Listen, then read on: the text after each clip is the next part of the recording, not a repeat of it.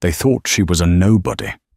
For 3 years, Isabel scrubbed their floors, cooked their meals, and tolerated their sneers, all for the sake of a husband who wouldn't even look her in the eye. But this Christmas, the Sterling family went too far. In the middle of a lavish dinner at their Aspen estate, with snow falling gently outside, they didn't just hand her a gift, they handed her divorce papers. They laughed, thinking they had discarded a broken woman. They didn't know that the phone in her pocket connected her to the most powerful man in New York. One call was all it took to turn their winter wonderland into a frozen hell. This is the story of how the prey became the predator. The scent of roasting goose and caramelized chestnuts filled the air, rich and heavy, masking the suffocating tension that had gripped the Sterling estate for the last 3 days.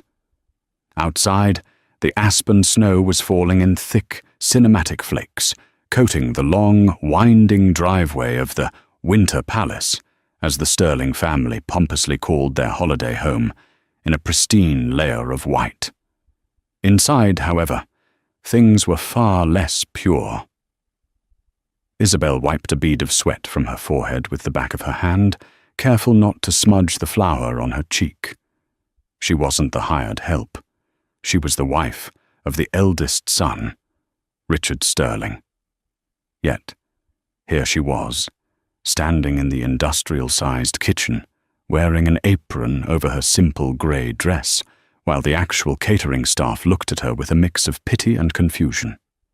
"Mrs. Sterling, please," the head chef, a kind man named Gordon, whispered. "We can handle the glazing.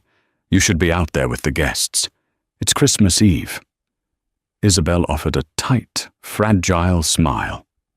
"It's fine, Gordon. You know Victoria likes the glaze done a specific way. If it's too sweet, she'll send the whole bird back. I'd rather just do it myself than hear the shouting." Gordon nodded solemnly. Everyone knew about Victoria Sterling's temper. She was the matriarch of the Sterling shipping dynasty, a woman who wore diamonds like armor and treated kindness like a weakness. To her, Isabel was nothing more than a stain on the family tapestry, a mistake Richard had made during a rebellious phase 3 years ago. Isabel had been a library archivist when they met, quiet and bookish. Victoria had never forgiven her for being common. Isabel finished the glaze and washed her hands, the cold water biting at her red, chapped skin. She untied the apron, revealing a modest dress that she had bought at a department store outlet. It was clean and elegant, but compared to the couture gowns worn by the women in the other room, it might as well have been a burlap sack. She took a deep breath, steeling herself. "Just get through tonight," she told herself. Richard promised things would change next year. He promised we'd move out of the guest cottage. He promised. She pushed through the swinging doors and entered the dining hall. The room was a spectacle of wealth. A 20-foot spruce tree dominated the corner, laden with baccarat crystal ornaments and twinkling fairy lights. The long mahogany table was set for 12, gleaming with silver cutlery and vintage china that cost more than most people's cars. At the head of the table sat Victoria, holding a flute of champagne. She was laughing at something a guest had said, her head thrown back, exposing the long, cruel line of her throat. Richard sat to her right, looking handsome in his bespoke tuxedo, but his eyes were darting around the room nervously.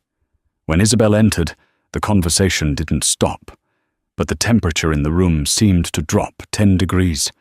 Victoria's eyes snapped toward her, scanning Isabel from head to toe with a look of undisguised disdain. "Finally," Victoria drawled, her voice sharp enough to cut glass. "We were worried you'd fallen into the oven, Isabel, though I suppose that would have improved the smell." A ripple of polite, cruel laughter went around the table. "I was just ensuring the dinner was prepared to your liking, Victoria," Isabel said, her voice steady, though her hands trembled by her sides. "Sit down," Richard mumbled, not looking at her. He gestured vaguely to the empty chair at the far end of the table, the spot usually reserved for children or unwanted relatives. It was as far away from him as possible. Isabel took her seat. Next to her was Beatrice, Richard's younger sister, who was currently busy taking a selfie with her new Cartier bracelet. Beatrice didn't even acknowledge Isabel's presence, merely shifting her shoulder to block Isabel from the frame. "So," began a man sitting across from Victoria, Mr. Harrington, a banking executive with a face like a bulldog. "Richard tells me the merger is going through next month. Big things for Sterling Shipping, eh?" "Massive," Richard said, puffing out his chest. "We're looking at acquiring the North Atlantic routes. It's going to double our valuation."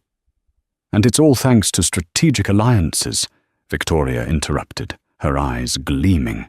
She took a slow sip of her drink. "Family is everything in business, isn't it? Who you marry determines your future." Isabel felt a knot form in her stomach. This was a common refrain of Victoria's, a jab she liked to throw at Isabel whenever possible. But tonight, there was a different weight to it, a malicious anticipation. "Speaking of alliances," Victoria continued, setting her glass down with a definitive clink, "we have a surprise guest joining us for dessert. Someone very special. Richard, tell them." Richard cleared his throat, his face flushing slightly. He finally glanced at Isabel, but his eyes were dead, void of any warmth. "Yes, we've invited Charlotte Kensington." Isabel froze. Charlotte Kensington, the daughter of the senator. The woman Victoria had always wanted Richard to marry. The woman Richard had dated before he met Isabel. "She's in Aspen?" Isabel asked, her voice barely a whisper. "She's staying in the guest wing," Beatrice chirped up, smirking. "She arrived an hour ago. She's just freshening up. She brought the most gorgeous gifts for everyone." Isabel looked at Richard. "You invited your ex-girlfriend to stay with us? On Christmas Eve?" "It's business, Isabel," Richard snapped, his tone defensive. "Her father is crucial for the merger. Don't be childish." "Childish?" Isabel gripped the tablecloth. "I've been cooking for your family for 3 days. I've taken the verbal abuse, the cold shoulders, the isolation, and now you invite her here?" "Oh, stop the melodrama." Victoria waved a hand dismissively. "You're embarrassing yourself. Honestly, Isabel, you never did know how to behave in high society. You're too emotional, too fragile." The doors to the dining hall opened again, but it wasn't the servers with the food. It was a tall, blonde woman wearing a shimmering red gown that looked like it was woven from liquid rubies. Charlotte Kensington walked in like she owned the place. "Merry Christmas, everyone," she announced, her voice bubbling with confidence.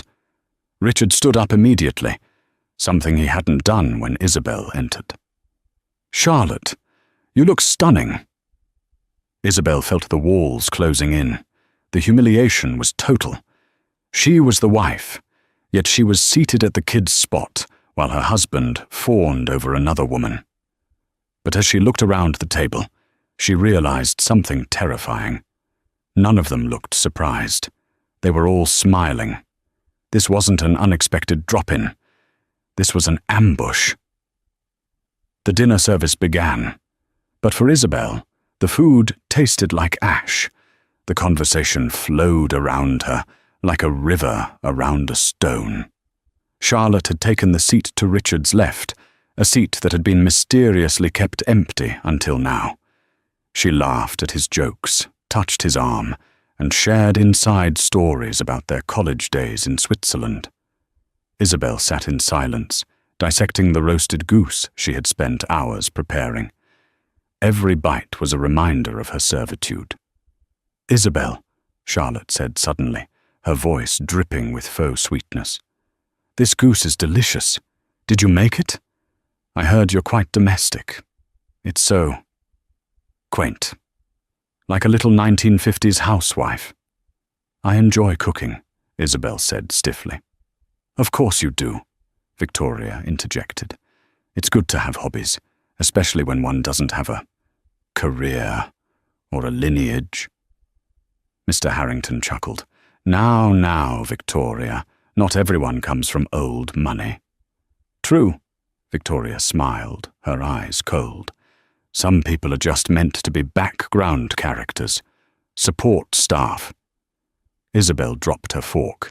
It clattered loudly against the china, silencing the room. I'm not support staff, Victoria. I'm your son's wife. The silence that followed was heavy, pregnant with doom. Victoria slowly turned her head toward Isabel. The amusement was gone from her face, replaced by a look of sheer calculation. Are you? Victoria asked softly. Richard shifted in his seat. He took a large gulp of wine. Mother, maybe we should wait until after dessert. No, Victoria said firmly. We do this now, before the pudding. I won't have my Christmas ruined by pretense. She reached under the table and pulled out a thick manila envelope. She slid it across the mahogany surface. It spun slowly, coming to a stop right in front of Isabel's plate. Isabel stared at it. What is this? Open it, Richard said, his voice cracking. He refused to look at her. He was staring at the candle flame in front of him, a coward hiding in the light. Isabel's hands shook as she opened the envelope. She pulled out the document on top. The bold letters at the top of the page screamed at her. Petition for dissolution of marriage. The world seemed to tilt on its axis, the chatter of the fire, the clinking of glasses, the snow falling outside. It all faded into a buzzing white noise. Divorce papers? Isabel whispered. She looked up, her eyes wide with shock. Richard? What is this? It's over, Isabel, Richard said, finally looking at her. His eyes were hard, fortified by his mother's presence. It hasn't been working for a long time. You don't fit in. You never have. We were just talking about a vacation next month, Isabel stammered, trying to make sense of the madness. You said you loved me last week. I was trying to be kind, Richard said, his voice devoid of emotion. But the merger, the family. I need a partner who can stand beside me. Someone who understands this world. He glanced at Charlotte, who offered him a sympathetic, knowing smile. You're leaving me for business? Isabel asked, tears welling in her eyes. For money? It's not just money, dear, Victoria said, leaning forward. It's breeding, let's be honest. You're a librarian's daughter from Ohio. You have no connections, no assets. You bring nothing to this table but sentimental clutter. Victoria gestured to the papers. We've been generous. There's a settlement. $50,000. Enough to get you a nice little apartment somewhere far away. Maybe back in Ohio. You can start over. Find a nice mechanic or a school teacher. Someone on your level. 50,000? Isabel laughed, a sudden sharp sound that startled Beatrice. Richard, we've been married 3 years. I supported you when you lost the Asian contract. I nursed you when you broke your leg skiing. I handled your mother's press scandals. And you were compensated with a roof over your head and clothes on your back, Victoria snapped. Sign the papers, Isabel. Don't make a scene. It's Christmas. And if I don't? Isabel asked, her voice dropping. Victoria smiled, a shark baring its teeth. Then we release the photos. Isabel blinked. What photos? Beatrice giggled and pulled out her phone. She slid it across the table. On the screen was a blurry photo of Isabel talking to a man in a coffee shop. It was innocent, an old friend she had run into months ago. But the angle, the graininess, it looked intimate. It's amazing what a narrative can do, Victoria said smoothly. Adultery voids the prenup entirely. If you don't sign this amicable separation agreement and take the $50,000, we will leak this to the tabloids tomorrow morning. Gold-digging wife cheats on sterling heir. You'll be ruined. You won't get a dime, and you'll never show your face in decent society again. Isabel looked at the photo, then at Richard. You know that's not true. That's Mark. My cousin. Does it matter? Richard shrugged.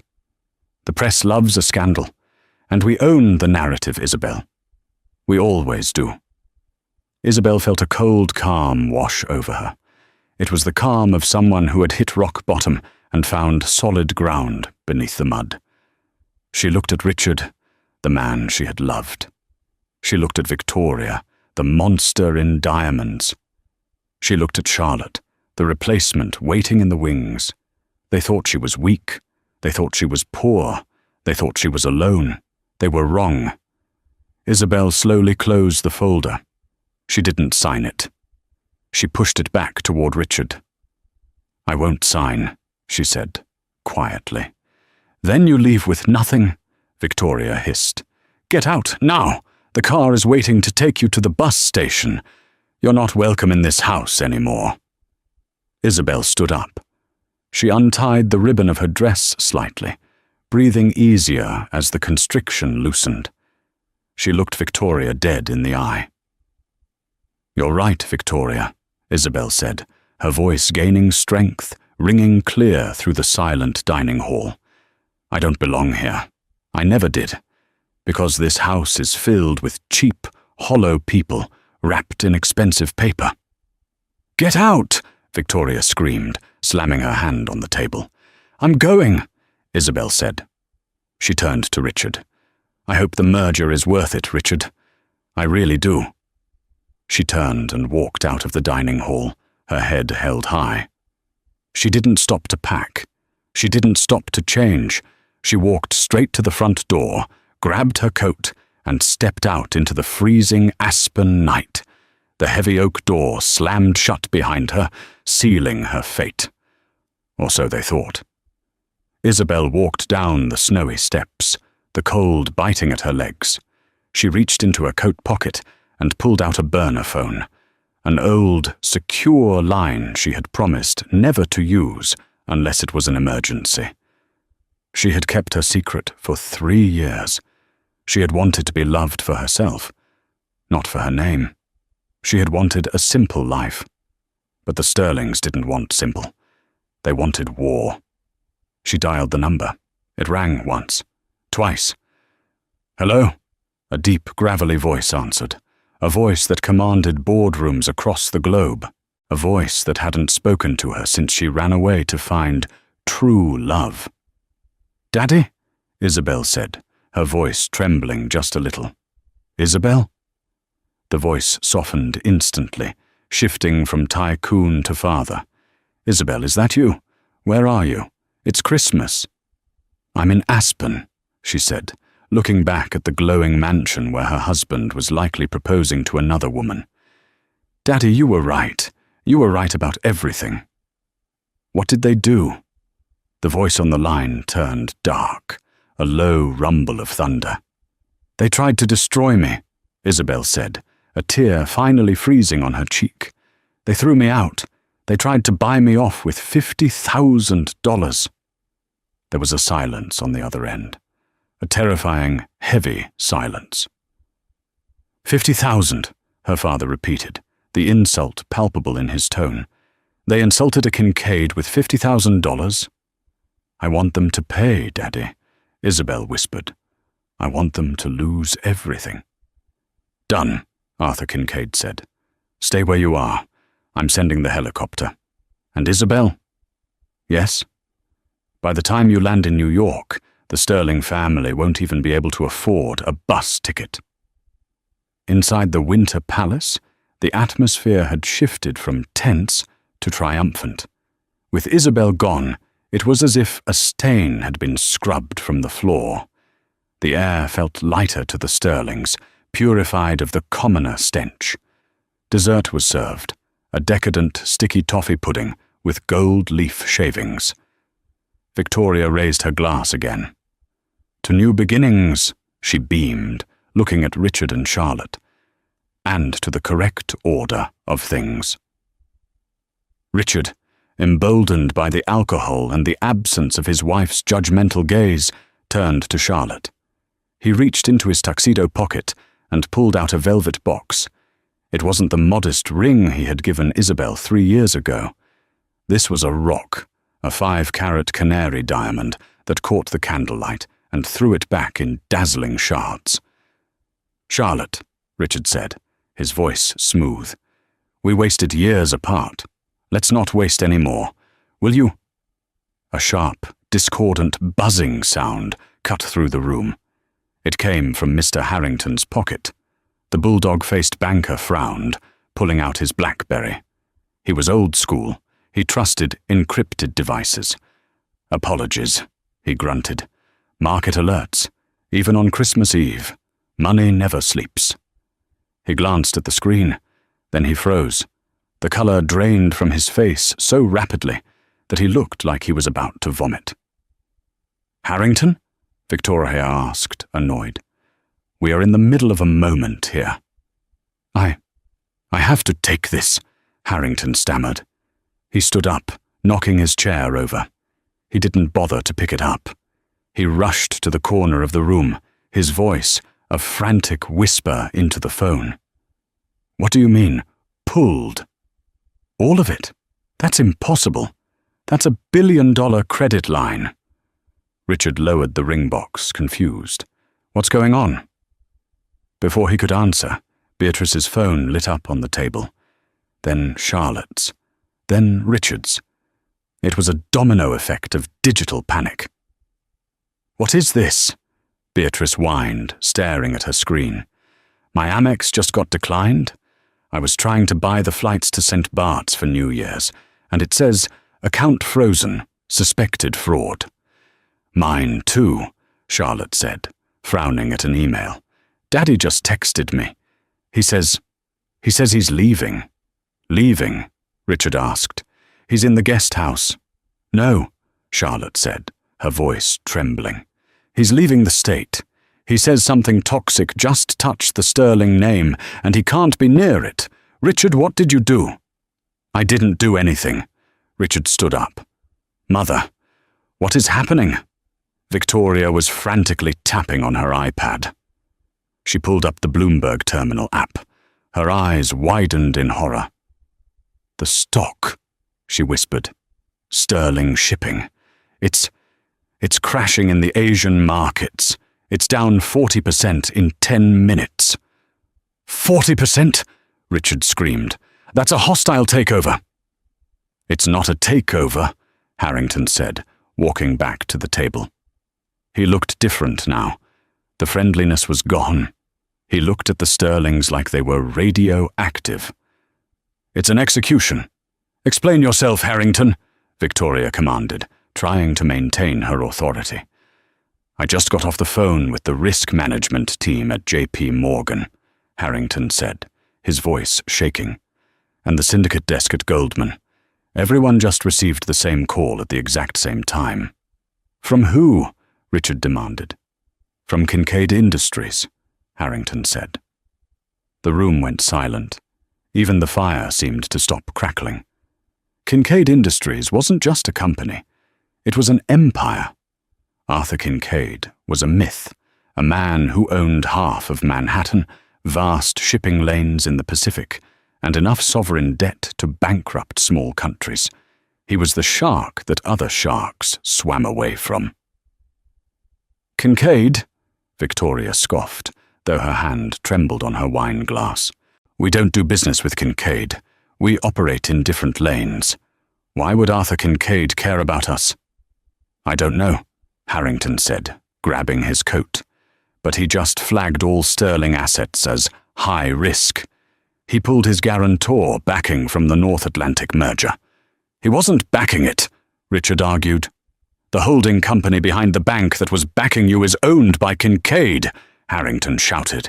"He owns everything, Richard, and he just called in every favor, every debt, and every marker he has.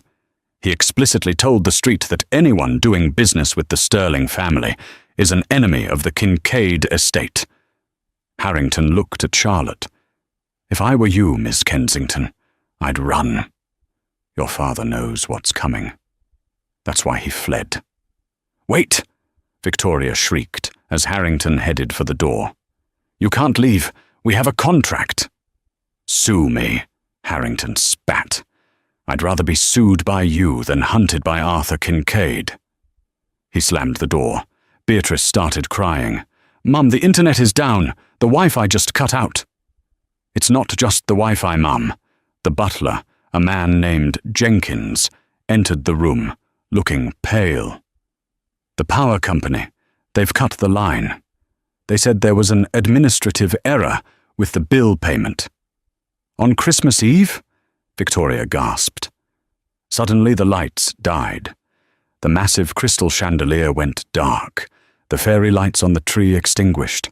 The only light left came from the dying embers of the fireplace and the cold blue moonlight spilling in from the snow-covered windows. The heating vents groaned and stopped. The silence of the house was sudden and terrifying.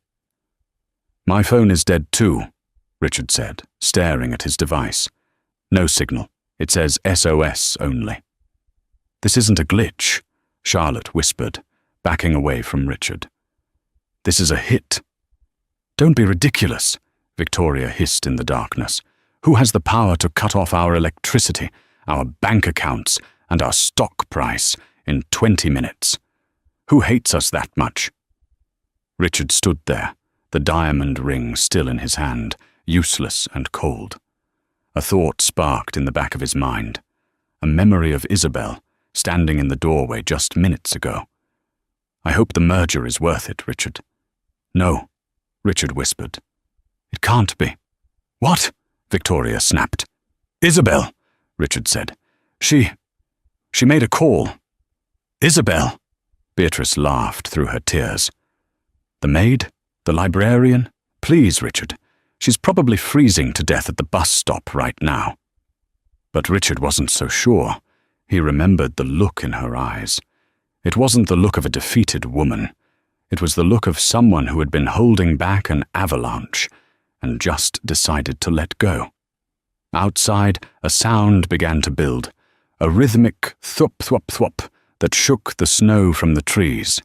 It grew louder, a roaring, mechanical beast descending from the sky. Is that a helicopter? Charlotte asked. They all rushed to the window. A massive black Sikorsky S-76 helicopter was landing on the front lawn, its searchlight blindingly bright, cutting through the darkness of their powerless estate. The wind from the rotors whipped the snow into a blizzard, burying the Rolls-Royce parked in the driveway. On the side of the helicopter, emblazoned in gold letters that shimmered even in the night, was a single logo, a stylized K, Kincaid. The door of the helicopter opened. 2 men in black tactical suits jumped out. They weren't police. They were private security. They marched up the steps of the mansion and pounded on the door. Jenkins, the butler, opened it with a trembling hand. One of the men stepped into the foyer, ignoring the stunned Sterling family huddled in the dark.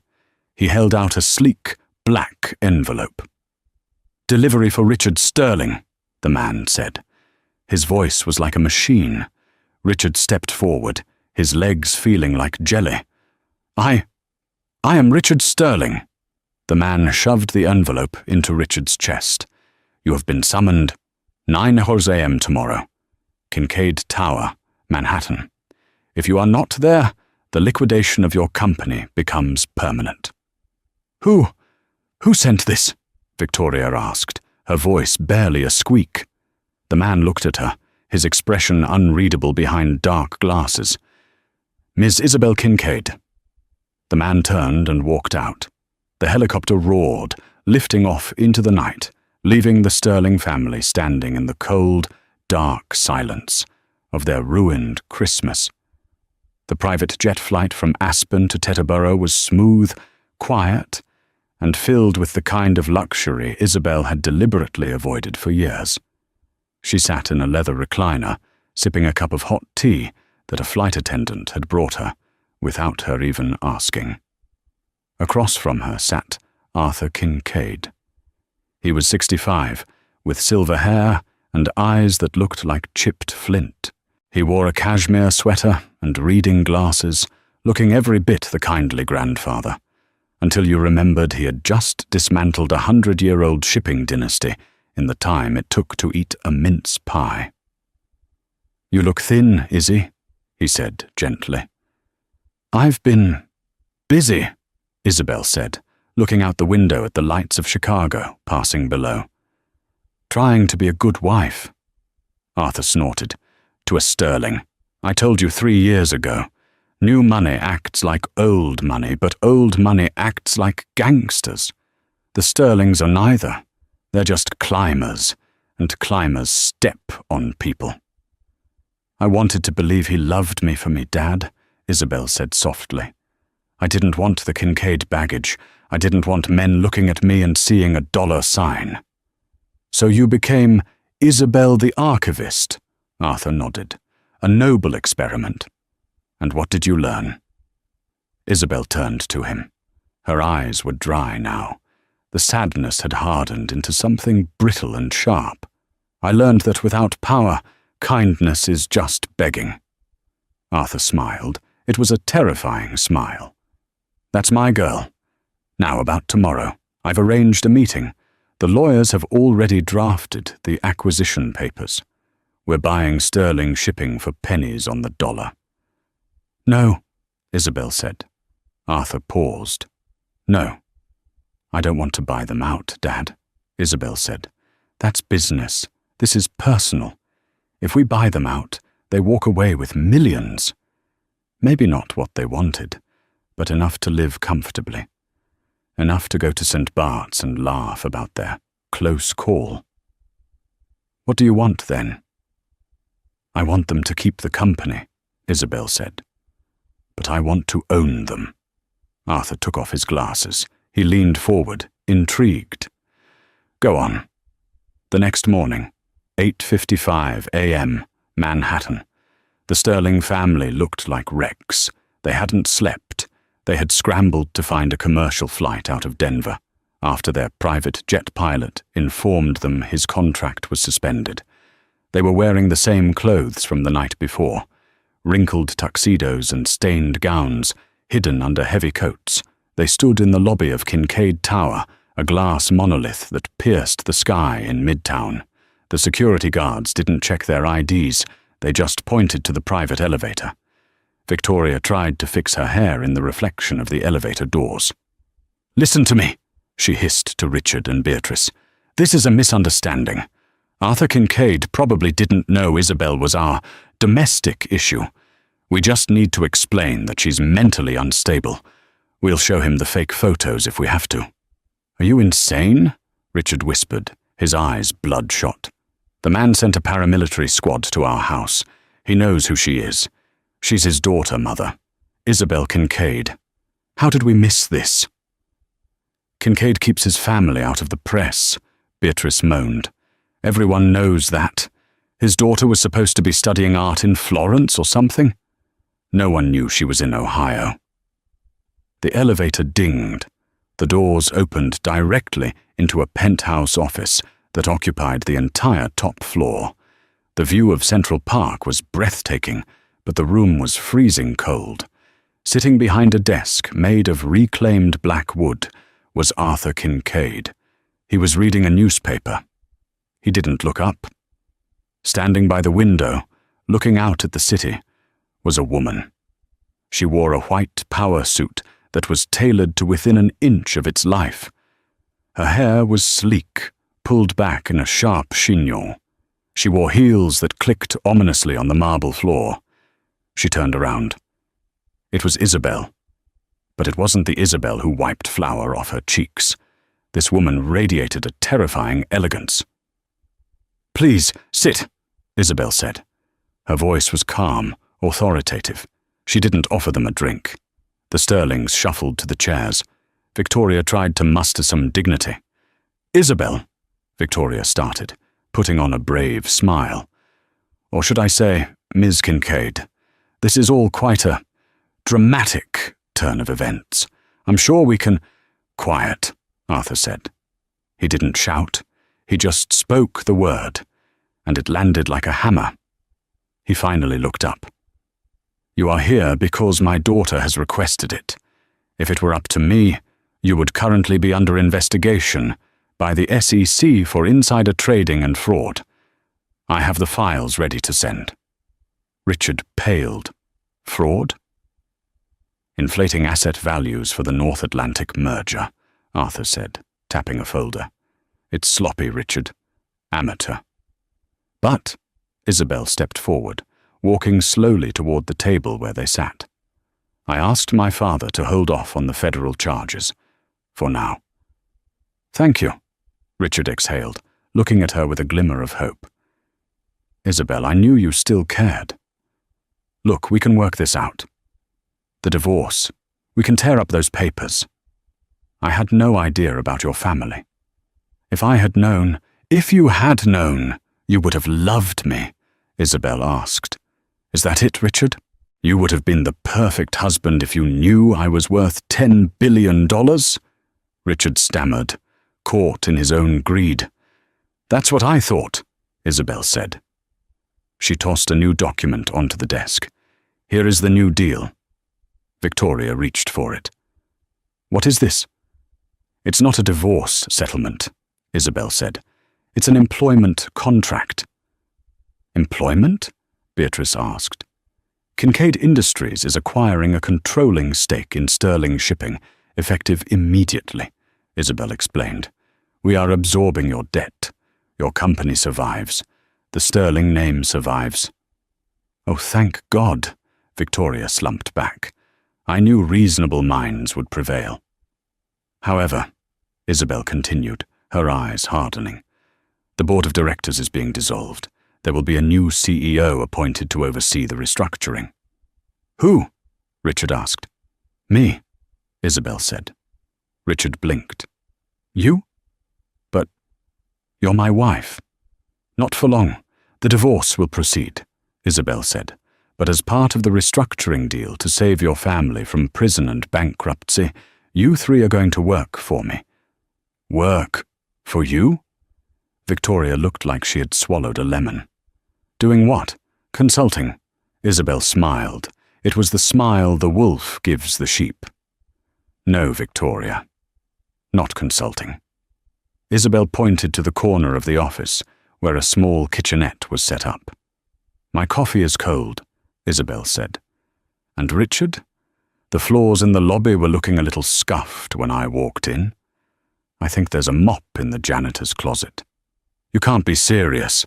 Richard stood up, his face red. You want us to be servants?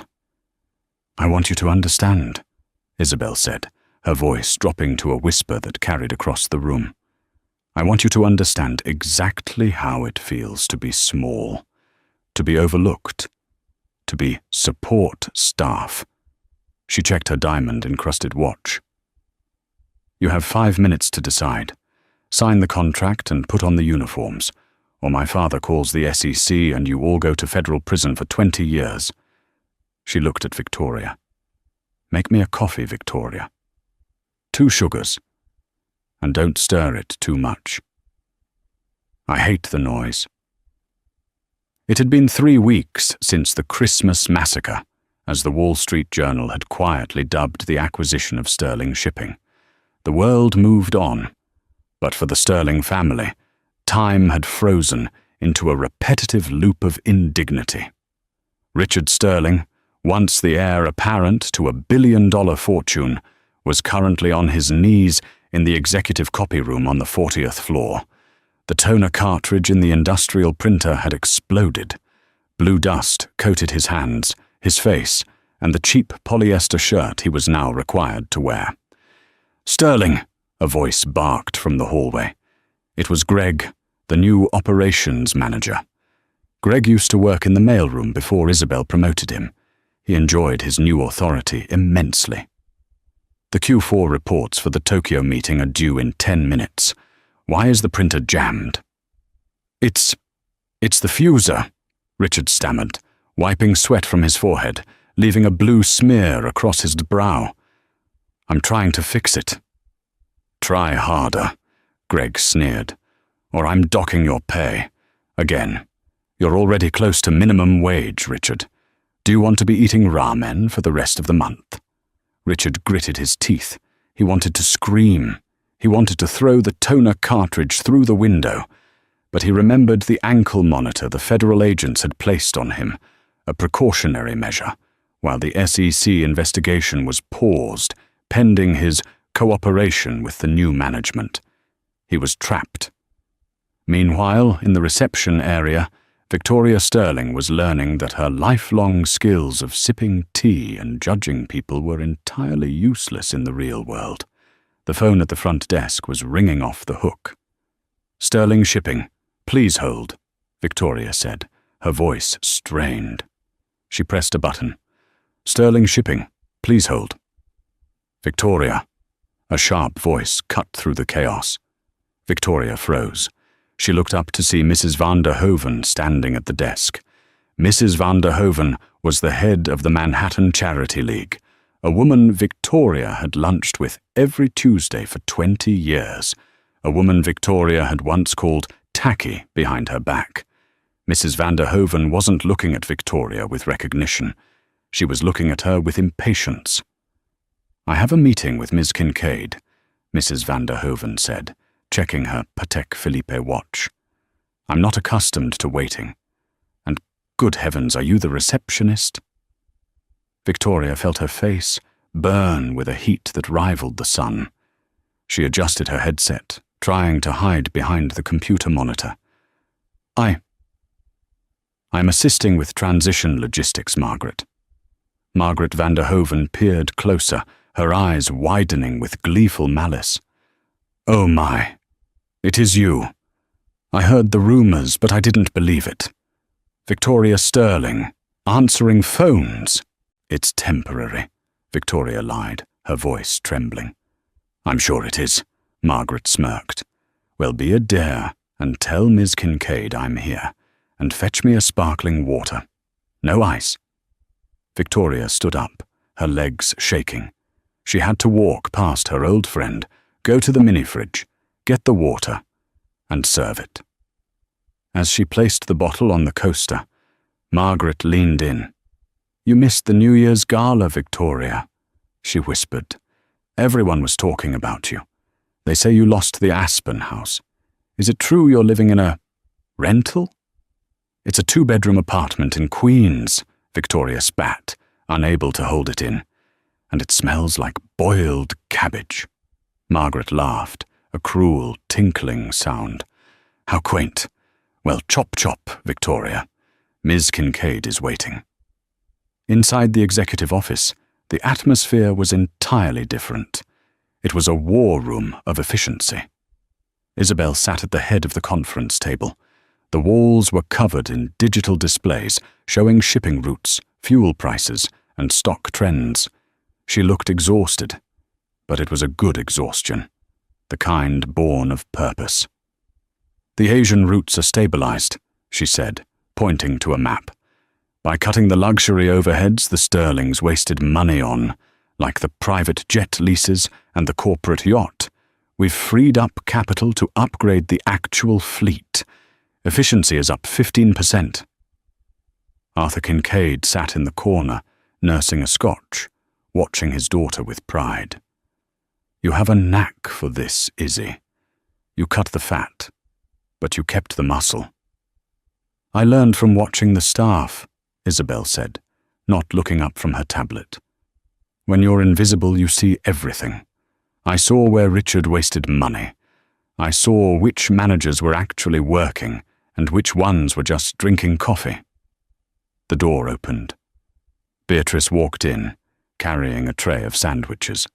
She was wearing a uniform that looked suspiciously like a maid's outfit, though Isabel had technically just mandated standard service staff attire. Beatrice looked like she had been crying. Again. "Lunch, Miss Kincaid," Beatrice mumbled, placing the tray down.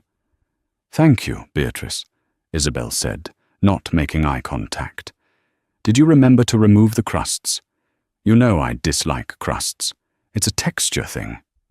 It was a petty demand, a direct mirror of the time Beatrice had made Isabel remake a salad 3 times because the lettuce wasn't crisp enough. Yes, Miss Kincaid, Beatrice whispered. Oh, and Beatrice, Isabel added, my dry cleaning is ready downstairs. Pick it up on your break and take the subway. Taxis are not a reimbursable expense for junior staff. Beatrice nodded and fled the room. Arthur chuckled. Enjoying yourself? Not really, Isabel sighed, leaning back. It's exhausting teaching them how to be human beings, but the company is safe. That's what matters. We've saved 3,000 jobs that Richard would have destroyed with his negligence. You've done more than that, Arthur said. You've made enemies. Dangerous ones. A cornered rat will bite, Isabel. Never forget that. Isabel looked at the closed door. They have no teeth left, Dad. I pulled them all out.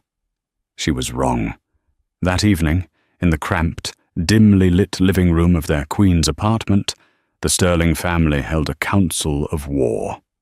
The wallpaper was peeling, and the radiator clanked incessantly, a mocking soundtrack to their downfall. They were eating take-out pizza, the cheapest they could find. I can't do it anymore, Beatrice sobbed, looking at her broken fingernails. She made me clean the bathroom in the lobby today. The public one. Someone had missed. Shut up, Beatrice, Richard snapped. He was pacing the small room, nursing a cheap beer. We need a plan. We can't live like this. We signed the contracts, Victoria said from the worn-out armchair. She looked 10 years older. Her hair was undyed, revealing grey roots. If we quit, the immunity deal is void. Arthur Kincaid will have us arrested within the hour.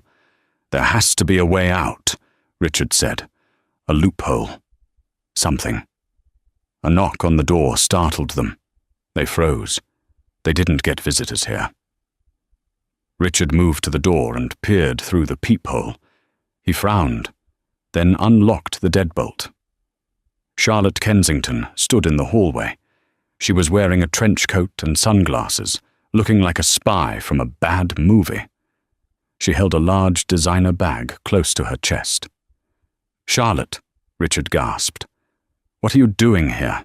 If the press sees you in this neighborhood.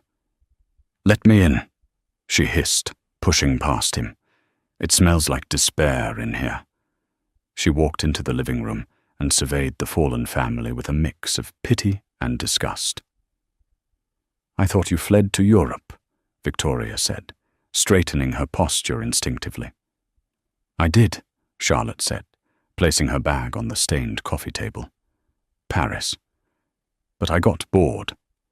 And frankly, I'm angry. Isabel Kincaid humiliated me. She humiliated us all. Do you know what they're calling me in the tabloids?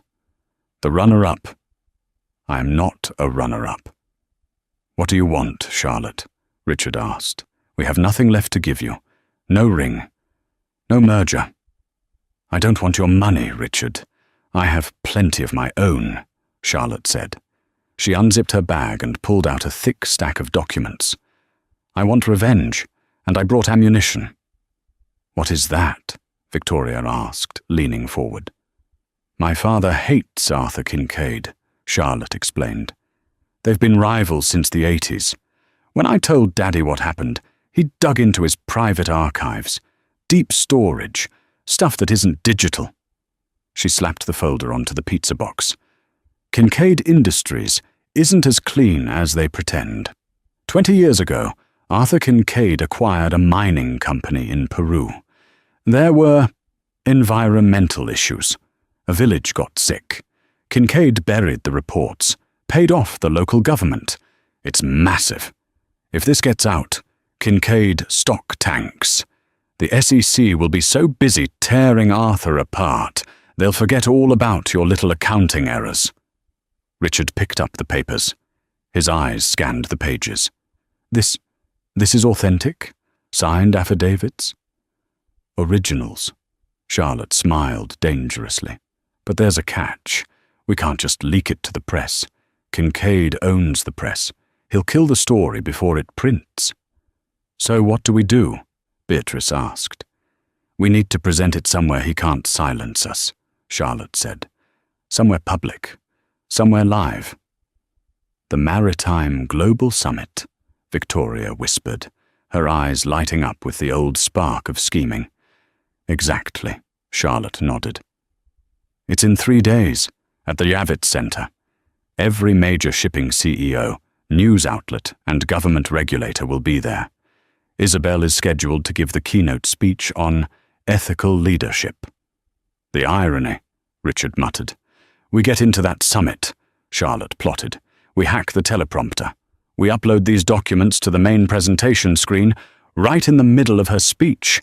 We expose Kincaid as a monster in front of the entire world.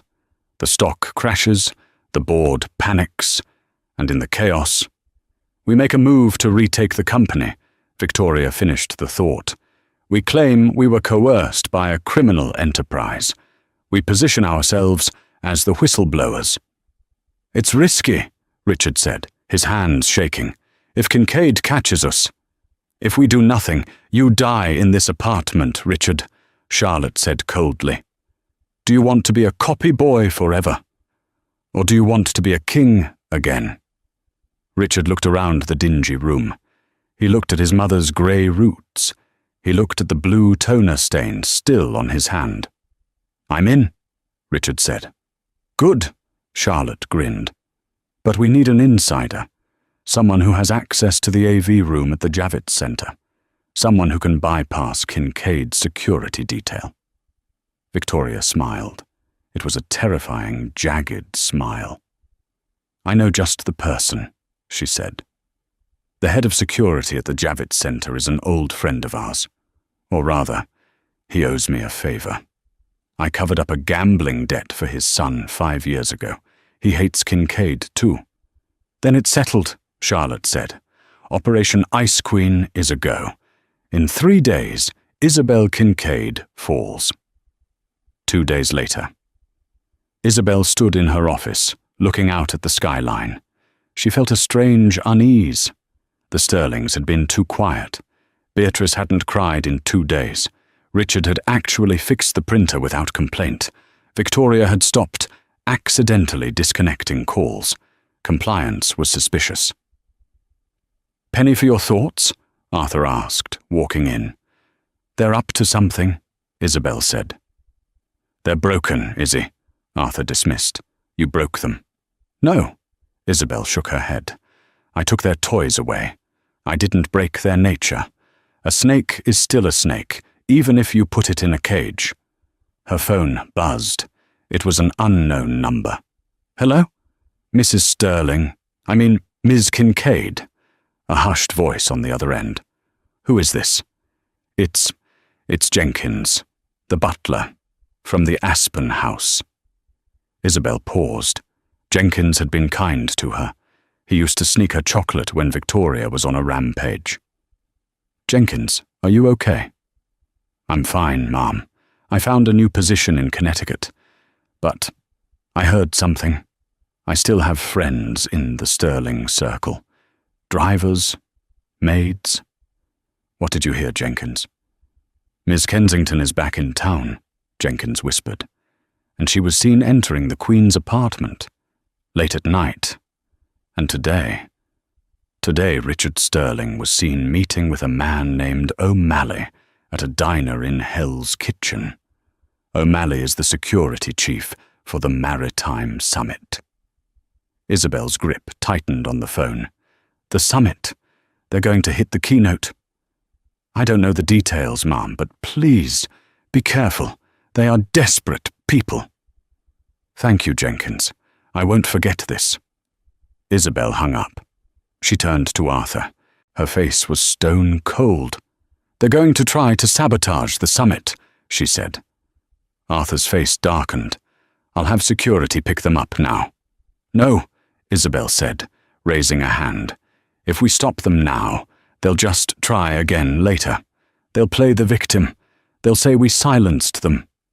So what do? We let them try, Isabel said. We let them walk right into the trap. They want to make a scene in front of the whole world. Fine. I'll give them a show they'll never forget. She walked to her desk and opened her laptop. Dad, get me the file on Charlotte Kensington's father, the real file, the one about the offshore accounts in the Cayman Islands. Arthur smiled. And the Sterlings? I have something special for them, Isabel said. They think they have dirt on us? They have no idea what dirty laundry really looks like. The stage was set. The Maritime Global Summit would not just be a speech. It would be an execution. The Javits Center hummed with the energy of 3,000 delegates. The Maritime Global Summit was the biggest event of the year, and Isabel Kincaid stood at the podium, a vision in emerald green. High above in the darkened AV booth, Richard Sterling wiped sweat from his palms. Now, Richard hissed into his headset. Beside him, O'Malley, the bribed technician, hit enter. In the front row, Victoria and Charlotte smirked, waiting for the forged Peru report to blast onto the massive IMAX screens behind Isabel and destroy her career. The screens flickered, but the report didn't appear. Instead, a bank statement materialized, magnified 40 feet high. It was highlighted in red. Wire transfer. Senator Kensington to Sterling Offshore Holdings. Charlotte gasped, clutching her chest. That's my father's private account. Before the shock could settle, the image shifted to a high-definition video. It was unmistakably Richard, filmed 2 days prior in a diner, handing a thick envelope of cash to O'Malley. The audio boomed through the hall. Upload the fakes. If Kincaid goes down, we get the company back. The crowd gasped in unison. On stage, Isabel didn't flinch. She looked up at the booth, her gaze piercing the darkness. I told you, Richard, she said, her voice amplified and icy. Transparency is everything. She clicked a remote. The Peru documents were forged, but this footage, this is real. Cut the feed, Richard screamed, slamming his fists on the console, but the system was locked. Suddenly, the auditorium doors burst open. Federal agents, nobody move. Victoria tried to scramble over the VIP seats, screaming about her rights, but was handcuffed instantly. Charlotte sat frozen as agents surrounded her. High above, the Jumbotron showed Richard being tackled to the floor of the booth, his face pressed against the carpet. As the sobbing Sterlings were dragged out in disgraced silence, Isabel smoothed her lapel and turned back to the stunned audience. Now, she said calmly, shall we discuss the future? The applause was deafening. Exactly 1 year later, snow fell on Aspen, coating the long driveway in pristine white. But the Winter Palace was gone. In its place stood a sign carved from warm oak, the Kincaid Foundation for Children. Isabel stood on the balcony, where she had once been forbidden to stand. Below, the sound of laughter drifted up. The ballroom, once a place of silent judgment and cold dinners, was now filled with 50 foster children opening presents. Arthur Kincaid stepped out to join her, handing her a mug of hot cocoa. The lawyers called, he said softly. The auction of the Sterling fleet is complete. We bought the remaining assets this morning. Isabel nodded, watching the snow fall. And them? Victoria is adjusting to federal prison, Arthur replied with a grim satisfaction. She's working in the laundry unit. Apparently, she has quite a few complaints about the thread count. Isabel allowed herself a small smile. And Richard? Minimum security. He spent his time writing letters, apologies, begging for a job. Arthur looked at his daughter. Do you want to read them? No, Isabel said, her voice firm. Burn them. The sound of a car engine drew their attention. A modest SUV crunched up the driveway. It wasn't a limousine. It was Lucas, a pediatrician Isabel had met 3 months ago. He didn't know about the merger or the billions. He only knew that Isabel had the kindest eyes he'd ever seen. He waved, holding up a bottle of wine, a $10 blend, not a vintage reserve. "He's late," Arthur noted, hiding a smile. "He's perfect," Isabel corrected. She turned away from the cold view of the mountains. She had walked down those steps a year ago as a discarded servant, broken and alone. Today, she stood at the top as the owner of the world. She had taken their insults, their divorce papers, and their cruelty, and she had forged them into armor. "Coming, Dad?" Isabel asked, opening the door to the warmth inside. "Right behind you, boss," Arthur grinned. Isabel stepped inside, closing the door on the winter chill. The Sterlings were a memory, fading like footprints in fresh snow. But Isabel Kincaid? She was just getting started.